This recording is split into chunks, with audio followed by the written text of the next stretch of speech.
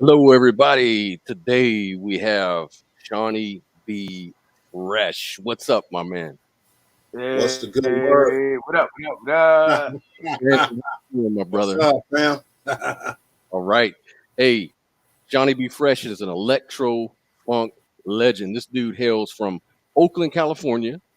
He's one of the original members of the WILD BOYZ and DGSB of San Francisco Bay Area. And he's made records like with all sorts of labels like RCA, BMG, Fantasy, which was a huge electro label, CBRD, and he's now a Sony Orchard recording artist. Now, what he does is he stays really true to the classic b-boy era rap and electro sound that was evolving in the early 80s. So what he's doing is he's using all of the analog tools like the 808, the Juno 106, SH 101, those type of synths and sounds to generate that sort of 80s groove and tone, in his music. But he's also doing rock music. He does all sorts of music. The guy is just a musical genius. He loves everything. He's a lover of music itself. So I'm very honored to have him here. This guy has shared the stage with folks like UTFO, J.J. Fad, Egyptian Lover, RODNEI O JOE COOLEY. And he has so many albums to his credit. He's even got a album that came out in 2021 called Can't Stop the Rock, and 2022's The Funk Mechanic that just dropped lately. And he's about to drop more material. So without further ado, man, I'm just going to let him take it away and tell us his story and how he got started. So tell me this. Where were you born? Were you born in Oakland? Yeah, well, I was born in a small town outside of Oakland, California, called Castro Valley. And after I was born, we moved to East Oakland. And they took me home to Oakland in an area, a tourist area called Seminary.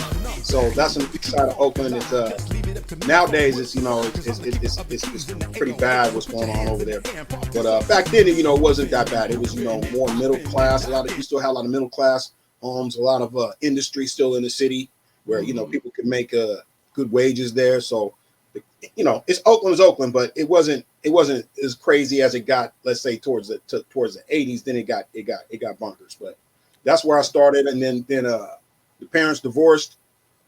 Pops went to had a house in Hayward. Mom's left and went back to Oakland. So I did the train thing back and forth between Hayward and Oakland, California, and then I ended up moving out to Tracy, and then back to the Bay Area. So I bounced around, but people always ask where you're from. I always say Oakland and Hayward. That's the Bay Area. There you go. The people like Too Short Absolutely came out of there. Yeah. We Short was around when we were kids. Him and Freddie B used to make cassette tapes and sell them to the drug dealers. When we were kids, we had all those tapes. We had the Game 4, Game 2, Game 3. We had all of those. They used to be passed around in Oakland. They would be so fuzzy from people dubbing them off the cassette players, I know that game when I was a kid, probably around the same age you were. I was here in Florida, and I was in a very urban-like area. So I went to a school, mainly all the kids, were African Americans. I was like maybe one of the there was like maybe one or two white dudes that were at the school that I went to. But it was cool. Like everybody was cool. I had a great experience, man. And in fact, I learned how to DJ. That's where I kind of honed my skills as far as rap, because I was hanging around a lot of rap guys. So we'd be on the corner rapping and doing whatever. Right. And the electro, of course, was really big here in Florida. Just like in California, it was huge. And so that's what we were about was cutting up real fast. And so we had like corner parties, and we'd throw corner parties like after school and stuff like that. And missed out Miami base, man. That was like, like I was telling you before, that's the first time I ever left home. We came out, I was in a group called the WILD BOYZ, and we got signed to Fantasy. We were probably 18 or something like that, 17, 18, 19. And my buddy MC Twist from San Jose, he was on Luke's label. He was on Luke Skywalker, and he did a video out in Miami, and they flew the WILD BOYZ out because he didn't have no backup dancers. So we were the backup dancers is I can't remember the name of the song, man. Yeah, that's lit. So we came out to Miami, man, and it was like a complete culture shock. You know, we were there for the music and the atmosphere and the being MC Twist's video and everything, but man, we got out there. It was like, hey, man, it was wild, man. But yeah, MC Twist, I remember him. He was like a real big built looking dude, right? Yeah, Uncle Luke Skywalker. No, not Luke. I'm talking about MC Twist. Twist was swole, yeah, man. Yeah, he was swole. Yeah. That creatine or something. I don't know. I got had a gold chain somewhere. Yeah, he had the chain, like, you know, he had the chain. Yeah, he had the guns. Yeah, he did. Yeah, he did. And yeah, I remember making the mixtapes, and man, it was a lot of drama. We had school fights and. Oh Lord, it was crazy back then, man. It was like, wow. The 80s was nuts, you know. That's what I tell people. I said, man, you know, it's bad now, but the 80s and the 90s, man, the California, man, it could jump off at any time. Oh, man. Yeah. Oh, we tried to stay out of the way. I mean, we got caught up in a lot of that stuff too with my older cousins. My older cousin was in the light big time. But we kept one foot in the street and one foot in the studio. I like to say it like that. Exactly. You know, the crack era, man. Absolutely. The crack came and it just East Side Oakland was bumping with that. Easy to make money. You know, I had friends that were just in the streets just making easy money because nobody was really enforcing a whole lot of stuff back then in them days. Nah, they didn't care. They didn't care. They didn't care, man. And people you kept it in the hood, they didn't care. That's all it was. It was just right there. But yeah, man. So started spilling out to other neighborhoods, though, to the burbs. Then they start having. Then you start seeing none. Just say no. You know? Yeah, just say no. That's right. That's a problem. Now, when you were growing up, like say in the 70s, what kind of music were you listening to around the house? Yeah, I was a little kid in the 70s, so it was basically my sister. You know, my pops was, you know, a jazz guy, jazz guitar player. You know, that's where I, picked up some of my guitar chops from Pops, but my sister was all about that P-Funk, man, that Funkadelic and that Parliament, man, was coming out of her room heavy at that time, and the Bootsy Collins and all of that, you know, and Graham Central Station and, you know, Sly and the Family Stone, which, you know, which are local guys, which I ended up actually, I was Larry Graham's guitar player for about 3 years there. Okay.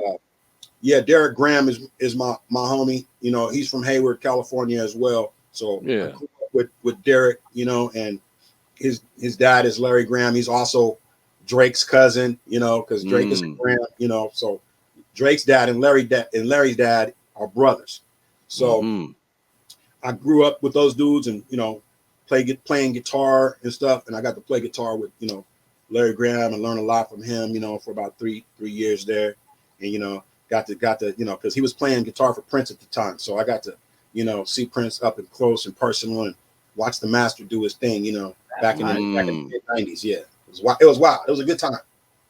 Yeah. Wow. Good for you. That's okay, brother. Yeah.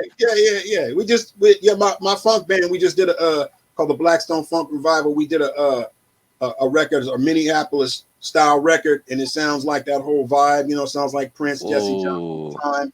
And we actually had Dr. Fink do a keyboard solo on a song of ours called Life and Love. You can check it out on YouTube, man. And he, you know, he did that Dr. Fink thing he does, man. He just be shredding on the keyboard. So whoa, man. I'm gonna check. I'm definitely gonna be checking that out, man. Well, where did the b-boying come from? Because you said you b-boy, right? Well, the b-boy came from like around, I'm gonna say around 82, when I was living on the east side of Oakland, on 42nd Street. There was a station that was coming out of a college called KPOO, and that was a station that was playing the hip hop stuff, the early stuff, late 70s stuff. You know, you would hear stuff like the Johnson Crew. You would hear Soul Sonic Force. You know, you would hear the early Jimmy Spicer, Super Rhymes. You would hear the early stuff. So that's when we started listening. Like, oh, what is this? You know, oh, this is dope. That's when I got. That's when I got one of those turntables. I heard the scratching. I heard that, you know, do you like scratching? You know, and I was like, how are they making that noise? So I had this it was not a component set really. It was a turntable that had a cassette in it, right? And the turntable on the top and two cassette players where you could dub back and forth. So I would take the records and I would just start scratching. But what I would do is I would hit the auxiliary button right? Which was auxiliary, and then back to phono, so you would get that. That's how I learned how to. Oh, okay. That was kind of ingenious. That was Yeah, ingenious. you know, I was like, oh, I see how they had a mixer. I didn't think about that though. Yeah, I they had to that do my same mixer, setup, so, but I didn't think about that. You had to do what you had to do back then, you know. Right? I was just doing the pause mixes at that point. But Yeah, we were doing the pause mixes. Yeah, we was doing it, but we would record KPOO out of San Francisco. I think it's SF State, and we would record. I can't remember the DJ's name. Somebody out there will know it. But Frankie, I think his name was Frankie J. Might have been Frankie J. And he was playing Planet Rock and all that. So when that Planet Rock came, Oakland is the birthplace of boogalooing. So the boogaloo scene was happening heavy in Oakland. And when Planet Rock came out, the whole boogaloo scene and then the popping, 83, 84 started coming together, and you started having all these crews, and then we just fell in line with what was happening in the neighborhood. And that was just like the best time for me, that whole era. Then you had Twilight 22 came out like right after, Siberian Nights, stuff like that came out, and you had Wiki, Man, me and Brandon were just interviewing all those guys you're just talking about. Like we were just talking to MC Globe and Soul Sonic Force and love Twilight 22, and I can recite that, play that beat from front to back. I can rap that whole song. I love that song. But dude is dope, man. He was like the best lyricist, man. He was like so poetic, Yeah, he had that. He's the one. I think he's the one that came up with the MC popping style of rapping. And that's kind of like what I try to emulate on the B Fresh stuff. I really just, I like to use the old terms, and use the old rhyme scheme and the rhyme style. I could do the other stuff, but for this music, I like to stay. You want to capture the culture and the time and the essence of the essence of what it was. It's like you wouldn't go do 1930s waltz music or something like that and then try to mix it with today's version of jazz or something like that. Ragtime on there, man. Yeah. But when you do shows on stage, do you wear like the fat laces and the absolute stuff and the absolutely? If you watch any of my videos, man, the guys I'm in cahoots with, we're all of the same era. So we all grew up with the fat laces and the chains and the Kangos and the gazelles and all of that. So when you see us performing, man, it's like we're back in '87. Yeah. Oh yeah. No doubt about it. My musical influence was so into the b-boy stuff that it just left an impression. Like my family too, very musical. Like my brother, he at some points he was the lead singer for this band called the Atlanta Rhythm Section, which was like a huge classic rock band, and he went on and toured the world. Same with my sister. But for me, it just took another direction, I guess, maybe because of my friends and the environments that I was in and hanging out with. And it just had a really big effect on what I was doing, breakdancing and cutting and scratching and rapping and all that stuff. And you were breakdancing? Yeah. Oh, heck yeah, man. Oh, yeah. Dude, both of you guys can break dance? Brandon, ask Sean. All of that, bro. We used to have battles and contests. I was in a group called the Rocket Renegades out of Tracy, California, and we used to just go take everybody's trophy, bro. We just blow them out. It's $200 on the table and a trophy. We're coming for that. Please believe me.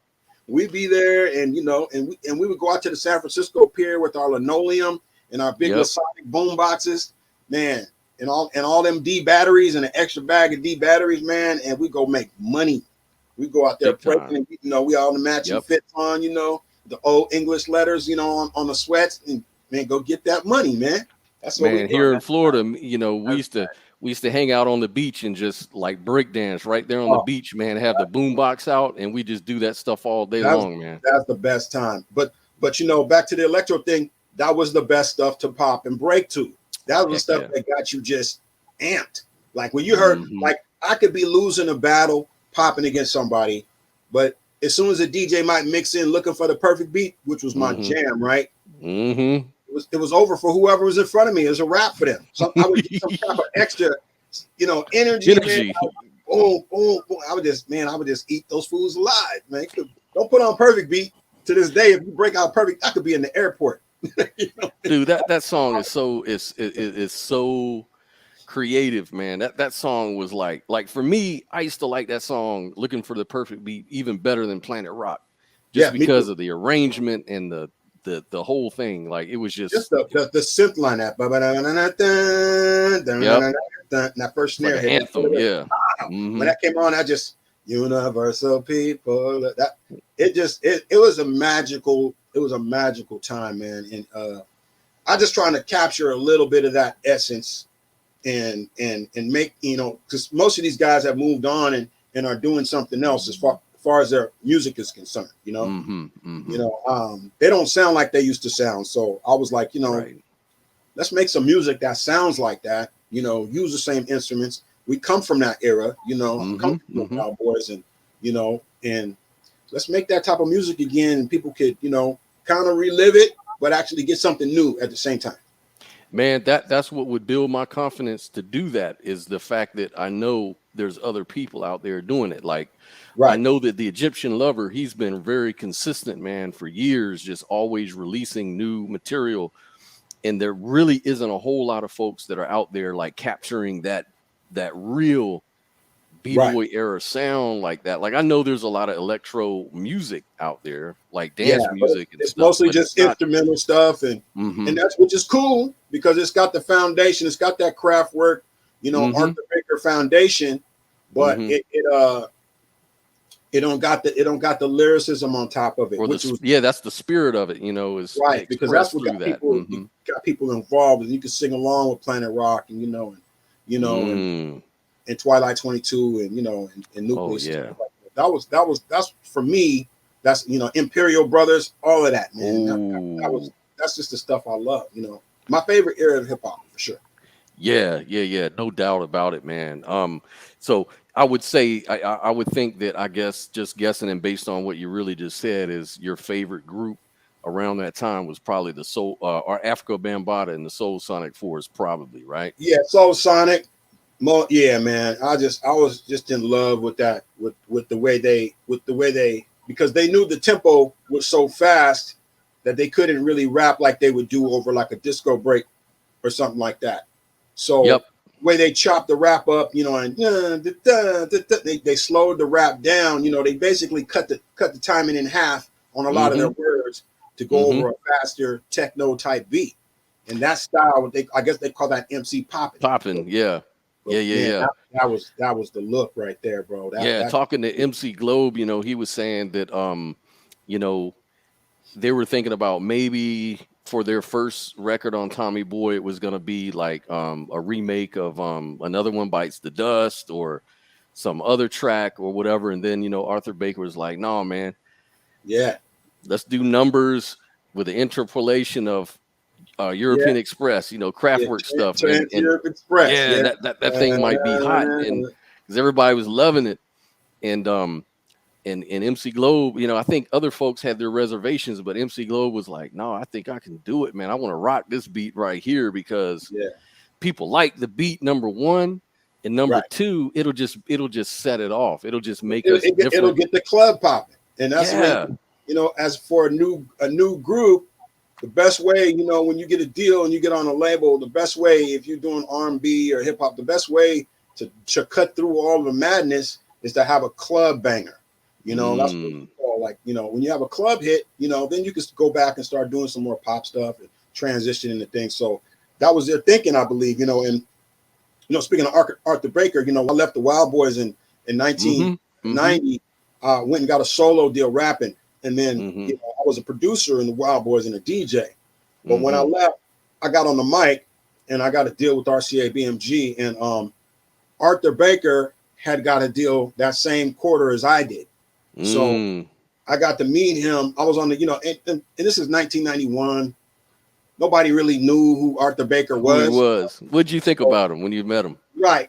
I was bugged out because I'm like, I'm a total fanboy when it comes to people like that. Because as a producer, I grew up listening to this guy. This guy made some of the best beats. My back still hurts You know, my neck still hurts from some of the beats that he made with Robbie. You know what I mean? So they called everybody's name on the RCA. Had this big yacht in New York Harbor.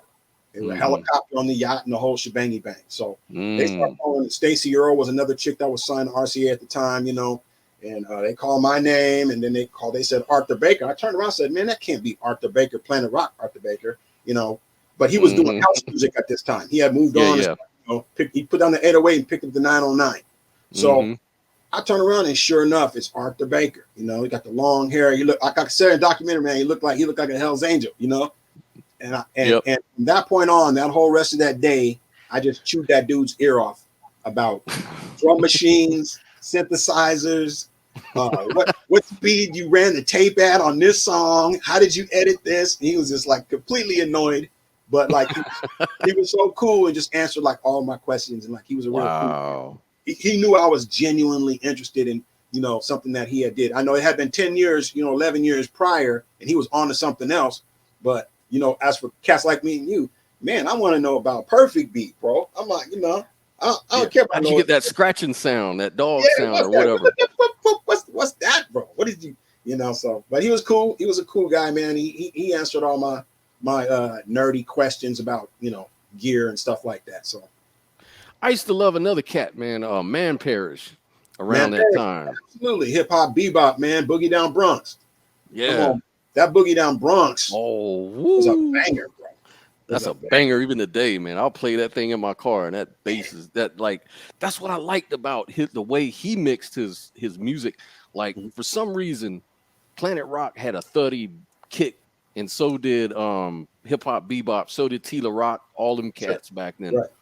But for some reason, like Looking for the Perfect Beat, you know, some other song, Cheap Thrills, they used to cut that sustain back, you know, that decay on the. They tightened the decay on the 808. And I was like, doggone it didn't kick right. Like when I DJ in a club, it's like I didn't really want to play them records only because the kick was just lacking. It just wasn't hitting hard. But it's really pop, pop. And they put a lot of compression on there on those kicks, you know, to get the top end to snap like that.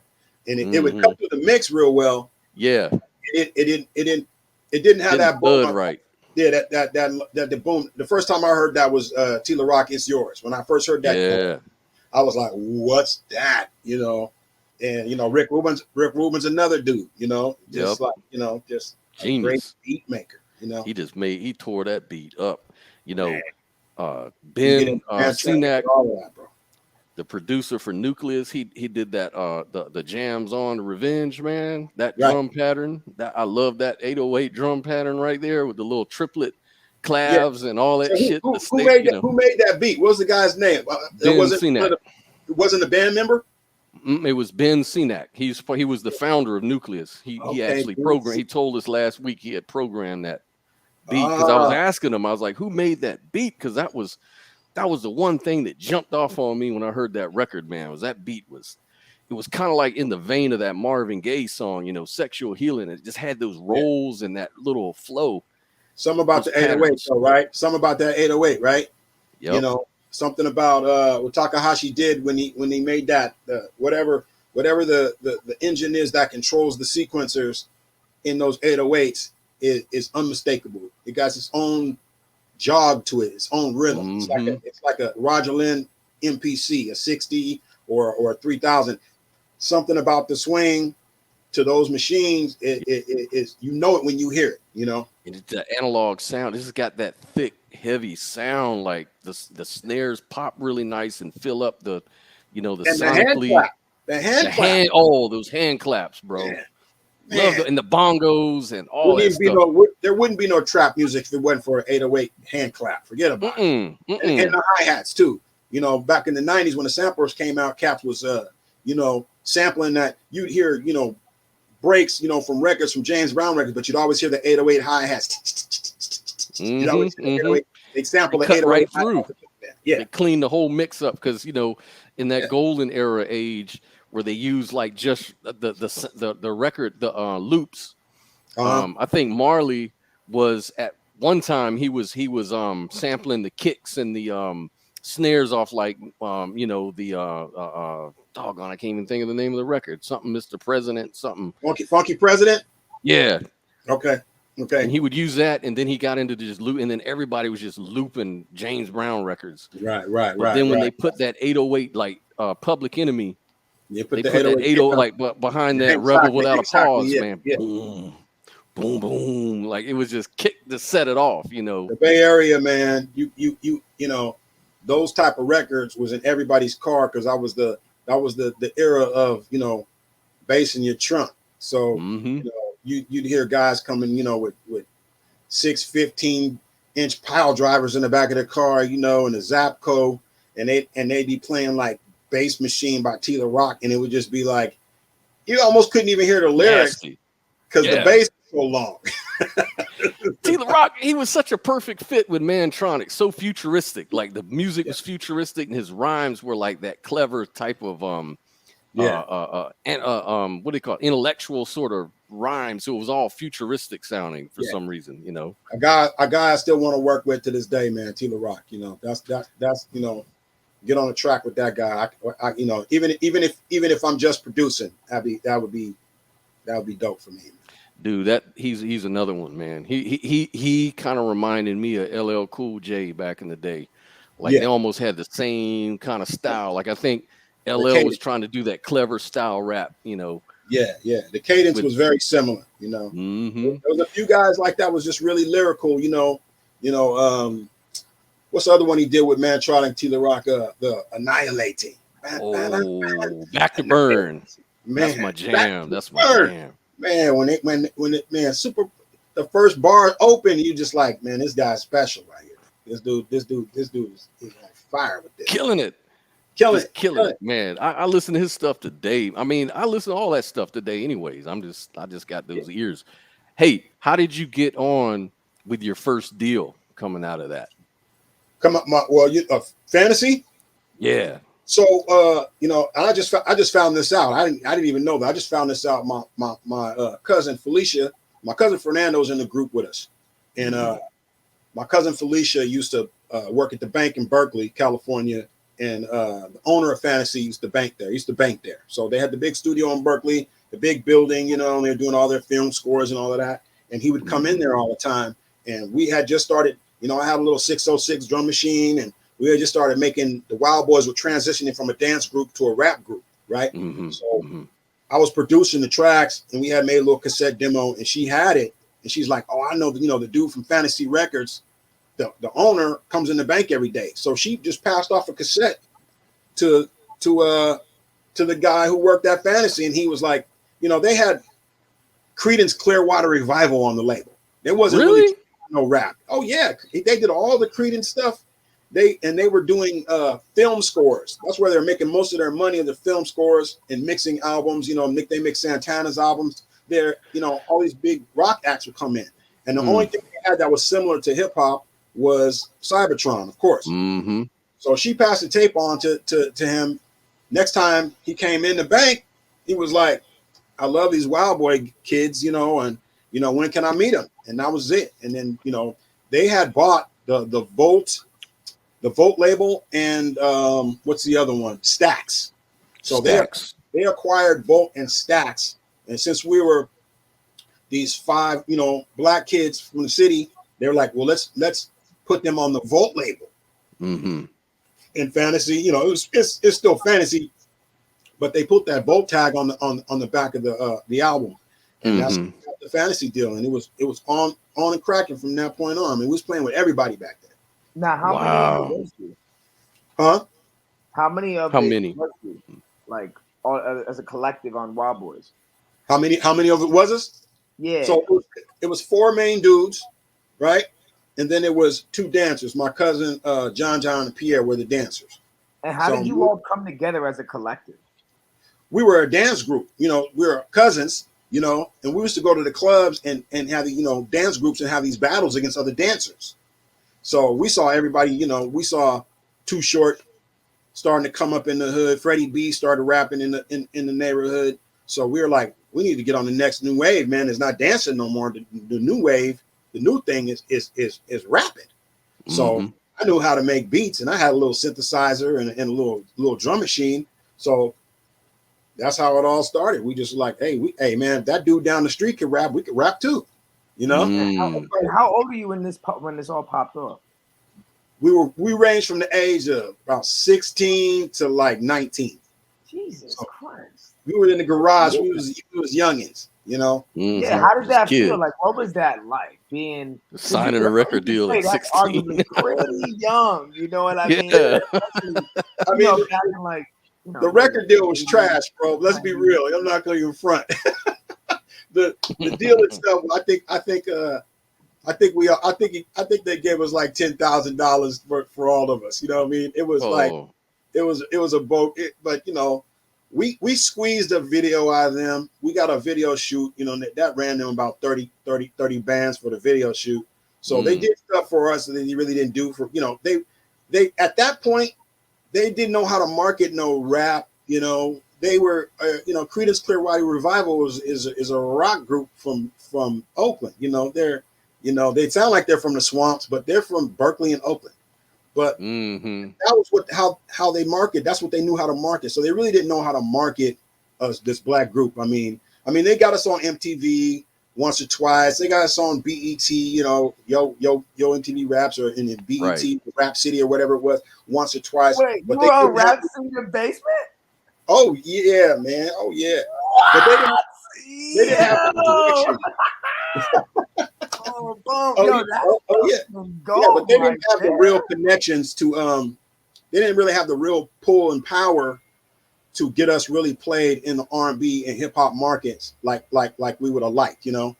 So we got off of Fantasy. We did one record with them, and let me see, 2 singles and one album. And then we jumped ship to Electro Records with a guy named Larkin Arnold. So Larkin Arnold was the guy who signed Marvin Gaye, Sexual Healing, as you was talking about. So our management at the time was cool with Larkin Arnold over at Warner at Electra, and then he signed the Wild Boys to a deal with Electra. And I'm not gonna throw nobody under the bus, but some crazy stuff happened with that deal, and the boy had to kick rocks. So I got out of my deal, and then that's how I wound up over at RCA. Oh, okay. And then are they the ones that got you the tours and stuff? Out of the deal, like, how did shit like that work? Yeah. What do you mean? Like, how were you? Was it a difficult process to get out of it? You know, were you really like getting out of the Electra deal, getting out of the Fantasy deal was our deal was up anyway. We really basically had kind of like a guinea pig deal. Like if you guys sell, you know, 50,000 copies, then we'll do another record. And the record didn't do nothing, so we were free to go, you know. But with the Electra record, I had a problem getting out of the deal because the management wanted to keep me because they knew I was a dude behind the drum machine. Me and Brian Basie, we were making the beats. So he made it kind of difficult for me to get out the deal. One stipulation he had in the contract for me to get free from that deal was, if you get a major label deal on your own solo, I'll let you out the contract. It was basically his way of saying, you can't do nothing without us. And if you do something without us, I'll be cool enough to let you walk and get out the deal. And I said, you know, look, no hard feelings. I'll stay on as a producer. You can pay me as a producer. I'll still, because my cousin was still in the group. My other homeboys are still in the group, but I'm not going to be in the group no more. So literally I went back to I had my W30, you know, my 808 and my 8-track, you know, cassette recorder. And I made a demo and found these guys in San Francisco who had very strong connections to New York. So I got the tape to them through a buddy of mine named Jeremy Cohen, who was a DJ, a house DJ, a remixer. He remixed You Better Work It Girl for RuPaul back in 1990. So he passed my demo tape that I made. I made like a 4-song demo, passed it on to a guy named Ralph Tastian and Joel Turtle, who Joel was a big, high-powered attorney, still is to this day, still my guy if I need legal advice. And Ralph Tastian, and they took the tape. We had a meeting. They hopped on a plane, and literally from the time I met them, like a week later, I was in New York meeting with Sylvia Rome. I was meeting with, you know, her people over at Columbia. I was meeting with RCA BMG. I walked into Jive Records because Jive at the time was inside of RCA. So I walked in there, and met Q-Tip, met the dudes from Jive Zomba, and basically I pick about 5 different labels I could have signed with. And I went with RCA because they offered me more money, which to now in hindsight, that was a mistake because why is that? Because they just didn't really know how to push rap music. Oh, okay. Now they had Jive, they were distributing Jive, you know. But that's it, right? I should have signed with Jive, you know what I'm saying? But I wanted to be the big dog who was distributing Jive, you know, because I'm 20 years old. You know, what do I know? You know what I mean? I'm looking at a check for over $100 grand. I'm like, I'm gonna go with these guys, you know. Right. And it didn't work out, but I had a good deal. My deal was good, and I got to keep the money, and I ain't owe nobody nothing. Right. You know, I got to walk away, and then I moved on to a label called Quality with Studio 69. Did a record over there, and that was the guy Russ Regan, who discovered the Beach Boys, and he passed away, but he had his label Quality Records. So I got to do a couple records over there on Quality. Warlock, Warlock is junk. So they had a lot of house music. Had a lot of house music over there. So I got to, I've been bouncing around from record labels, man, for over 30 years, man. Yeah. But no platinum plaques yet. Right. And that's just because of the labels back then, just not knowing how to really market that kind of music. Timing is everything, people knowing what they're doing. And, I had a problem over at RCA because I got signed by an Italian chick, her Dorothy Carvello. Her husband was Joey Carvello. He was over at Atlantic. They were trying to sign me. But the fact that I signed with somebody white at the label, I think the black department had a problem with that. Oh, so okay. These people weren't necessarily, they might work for they might get the same logo on the check, but they're not necessarily getting along, Right. She's responsible for Lita Ford and the rock stuff. What are you doing signing this young black kid? She's like, I like the record, and they got the record. They didn't pick up a pen. So I gotta do what I gotta do, So and what record was that? Which record was that one? That was the Chocolate Chip record, I'll Be There. Oh, okay, gotcha. Yeah. So there was it is what it is. You live it, you go through these things, and it's crazy, especially at that time. I like it a lot better now because you can get something out.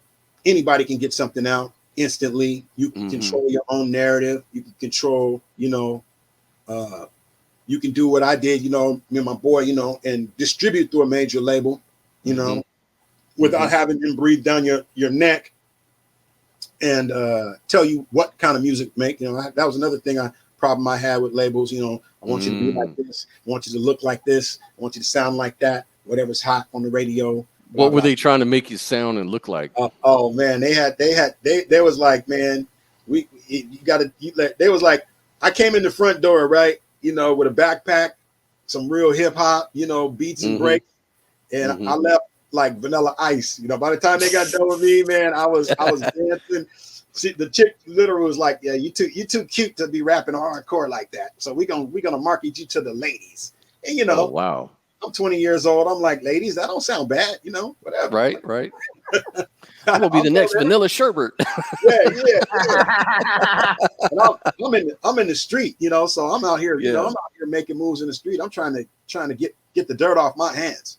So you offer me 100,000 plus, man, I'm rapping however you want, whatever kind of record you want. I'll bring it to you, Yeah. But, there you go. So, and then when nowadays we're talking about streaming, and anybody can release through these distributors like iTunes, like what is it, TuneCore and DistroKid and a million others. And so, what are the advantages versus the disadvantages, would you say, these days in the way that the music business works? Money. It's the money. It's the marketing money. A label, a big label, we was talking about, back in the 90s, some of these rock bands I were getting, because I got signed to Geffen with my heavy metal group, with my cousins. With my cousin Charles, rest in peace. We got to deal with Geffen through the same management, right? Okay. And they were giving out deals, you know, I thought the RCA deal was a lot of money. They was, we'll give you guys a check for $500,000, and you know they'll spend, you know, $1 million at just that radio, you know, just promoting worldwide radio, you know, doing a marketing campaign like that. You don't get that when you're independent. You know what I'm saying? Right, right. It's word of mouth. It's boots on the ground, hitting the streets, and really pushing your marketing, your own stuff. You know, you have a major behind you. They're spending money at all these different outlets. They're spending money back then when there's record stores. They're spending money for shelf space so that your record is closer to the front when you walk in. That's why when you walked in the record store back then, you know, those end caps are filled with Michael Jackson and Prince and everybody, because Warner Brothers and Sony was paying for those positions. You know, so the money literally talks. When you hear a terrible song on the radio and you wonder how it got there, that's how it got there. Right. I know it's happened to you 100 times. You're like, man, this is trash. How is this on the radio right now? It's because somebody paid to have it there. You know? Yeah. Yeah, absolutely. How do you step to a major label and like, how do you step to a major label and pitch yourself like that? Like, how did that work? How did you do it? Or how did you find yourself to be successful at, you know, getting all these deals? Yeah, like building your portfolio so that you showed that you had that you brought value. You know what I mean? I had guys who had relationships inside the music industry probably 10, 15 years before they ever met me. So that was the, you know, back in the day, you used to have what's called a music attorney, right? And he would take a piece of your deal if he could walk your stuff in a record company and get you signed. Now, my music attorney just happened to be my management, and he was Joel Turtle, is a guy who taught music law at Berkeley, so he's the guy. You know, my buddy's there just with him, and he can pick up the phone and call anybody. You know, so it's about relationships. It ain't 9 times out of 10. It's about who you know, not what you know. You know, and you can be the most talented person in the world, but if you don't have a cool friend that do you some favors, you know, and walk your stuff in and get you a meeting, you know, I never would have met that. No, I never would have met Dorothy Carvello had it been for, you know, those two guys. I didn't know who she was, you know. I didn't know who Sylvia Rome was, you know, but they had the phone, they got the Rolodex with all the numbers, so, you know, they make the call on the behalf of their client. Yeah, because it takes a lot of hustling these days for artists, and because you know, as we always say, the industry right now is just so saturated with different artists all on Spotify. There's like literally billions of things you can choose from, people you've never heard before. The ones that cut through, they're going to be the ones that somehow get themselves in front of you to hear. You can actually hear their music. But there could be marketing too, even the independent dudes. So, you know, the independent rap cats right now, you know, they got dollars behind them. You know, it's just like it was back in the 90s, right? In the 80s, right? You know, you had guys who had marketing dollars. Those marketing dollars might have come from an illegal stream, we might say, right? So now you got guys who pay to get your music on all the sites, right? And on all the blogs. You paying a publicist. So, you know, as an independent rapper, that's exactly what you got to do. You got to do the same thing that we was doing in the 80s, and JT the Bigger Figure and E40 and all those guys, what they were doing in short. Exactly. So you just got to, you know, hey, look, if somebody drop a bag in your pocket, you know what I'm saying, you're going to use that money to push what you got. That's it. And it's finding those right people too, man. Because I feel like, you know, like Scott just said, it's so oversaturated. Being like an independent artist myself, it's like, yo, there's so many individuals that say I could do this, that, and the third, and 95% of them will just take your money and tell you to go fly a fucking kite. Absolutely. And that's the biggest thing between, like, you know, what I thought was interesting, but like a major and like an independent, because it's like, yo, if you got the money, but you don't have that fucking Rolodex, it's like, God damn it. You don't know where to spend it, so what's the point? Yeah.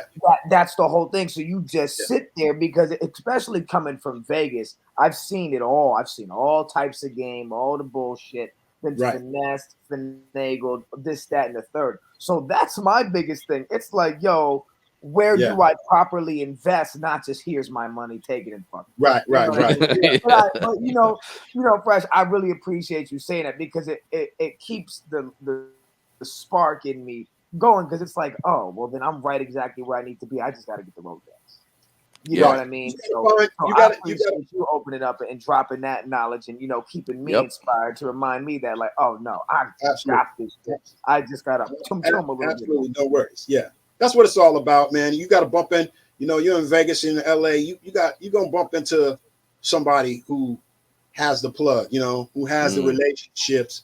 You know, and as long as you know, you're prepared and you got the goods as far as your content. Once you bump into the right person, it's game on.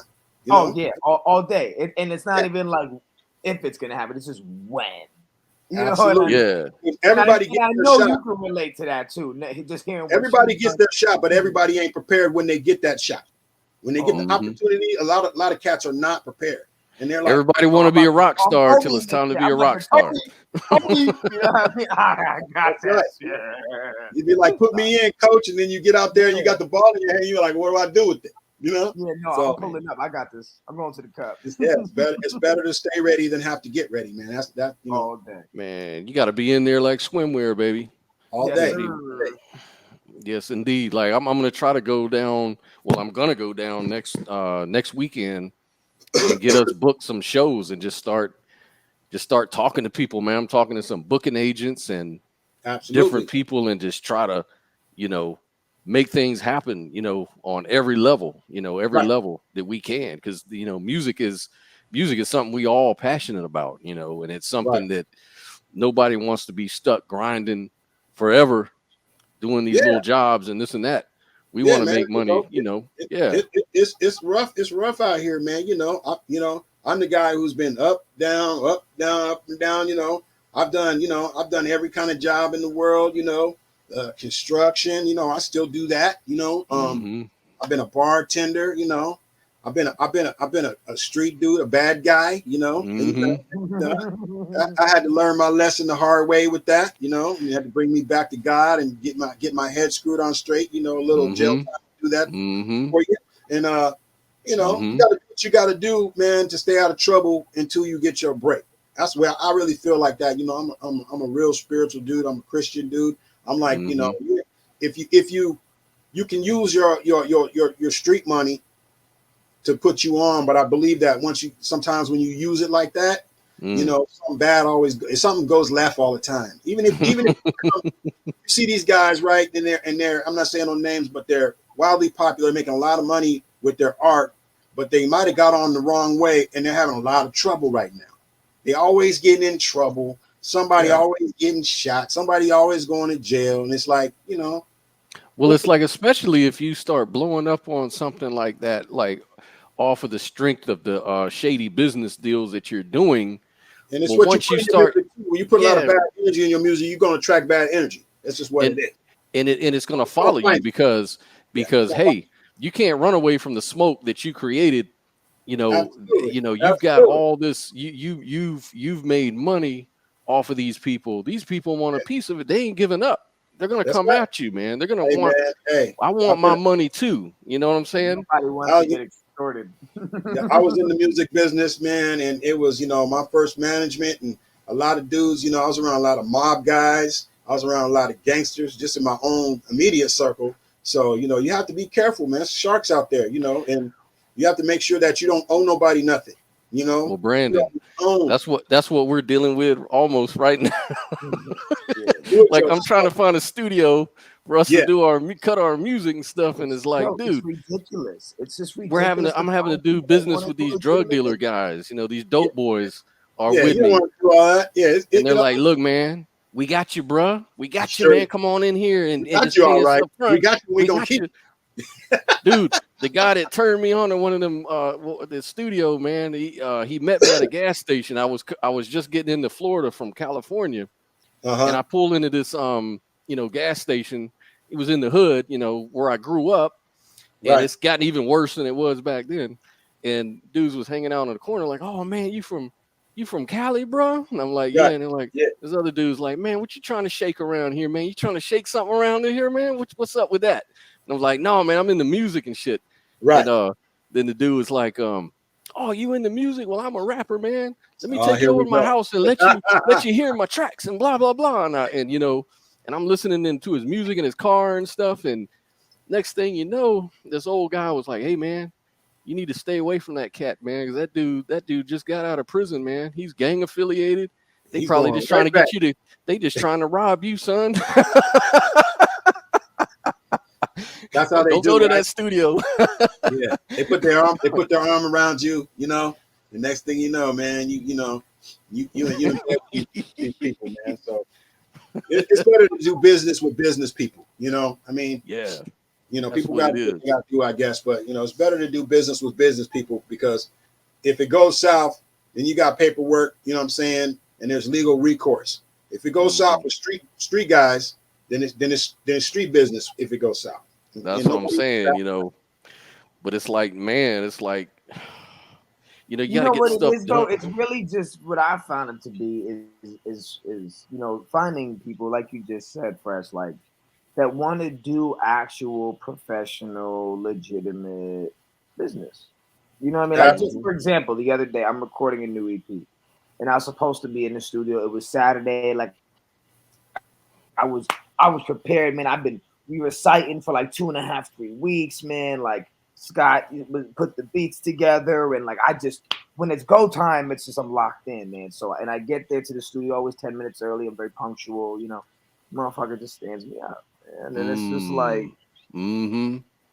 and I don't know, like Man. with like my last 2 experiences working with producers, just like trying to scare me out of percentages, and it's just fucking weird, man. Like I've never had to Here's deal the with here's the good thing. Here's the good thing now, though. Here's the good thing now. Like in me and Scott's day, to get on, you really had to have a lot of money to make a demo. You could spend 30, 40, 50 grand making a demo on some old hippie studio.